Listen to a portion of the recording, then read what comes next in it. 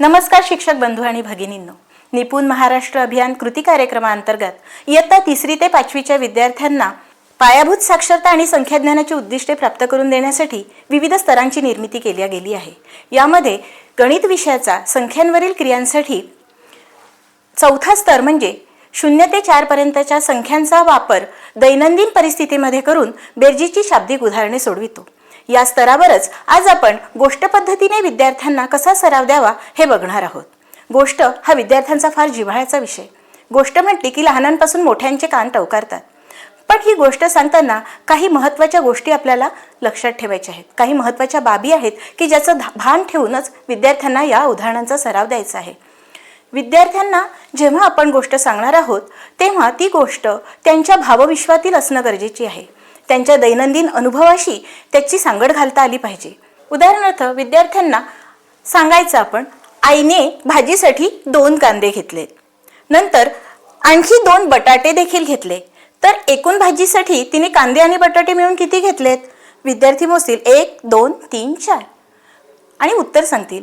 म्हणजेच काय तर आपल्याला त्यांच्या भावविश्वातील उदाहरणं आपल्याला द्यायची आहेत। त्याचप्रमाणे आपण चमच्यांचं उदाहरण देऊ शकतो। 2 चमचे ताईने आणले, 2 चमचे माईने आणले, एकूण किती चमचे झालेत? तर विद्यार्थी सांगतील 4। यामध्ये आपण 0 ते 4 पर्यंतच्या संख्यांचा सराव घ्यायचा असल्यामुळे 3 चमचे अधिक 1 चमचा असं देखील उदाहरण विद्यार्थ्यांना देऊ शकतो। ही उदाहरणं तयार करताना विद्यार्थ्यांना मूर्ताकडून अमूर्ताकडे आपल्याला न्यायचं आहे।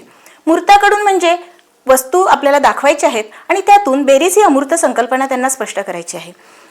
उदाहरण घ्यायचं झालं तर मानसीकडे 3 हिरव्या रंगाचे स्केच पेन्स होते आणि रियाकडे 2 गुलाबी रंगाचे स्केच पेन्स होते, तर त्या दोघींकडे एकूण किती स्केच पेन्स होते असं उदाहरण आपण त्यांना दिलं तर विद्यार्थी लगेच 1 2 3 4 5 असं एकत्रितपणे मोजून आपल्याला 5 सांगतील।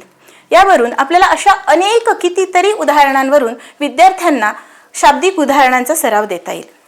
आणखी या शाब्दिक उदाहरणांमध्ये दैनंदिन परिस्थितीमध्ये जेव्हा आपण सराव घेत असतो तेव्हा आपल्या वर्गामध्ये आपण संख्या रेषेचा देखील वापर त्यासाठी करू शकतो।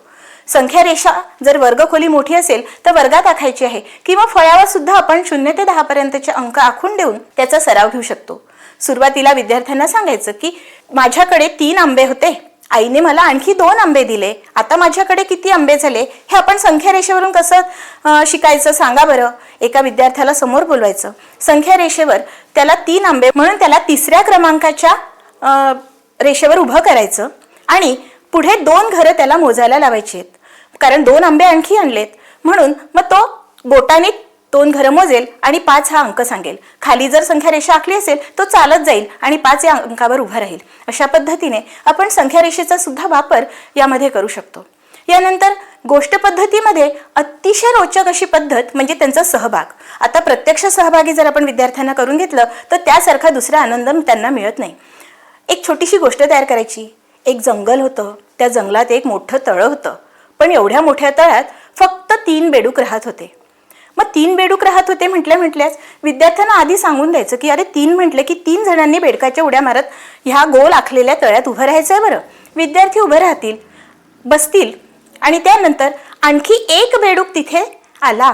आता एकूण किती बेडूक झालेत? आणखी 1 विद्यार्थी उड्या मारत तिथे येईल आणि बाकीचे जे उरलेले विद्यार्थी आहेत ते मोजून 4 बेडूक झाले असं उत्तर सांगतील। विद्यार्थ्यांना हळूहळू आपल्याला पूर्ण वाक्यात उत्तर देण्याचा देखील यामध्ये सराव घ्यायचा आहे।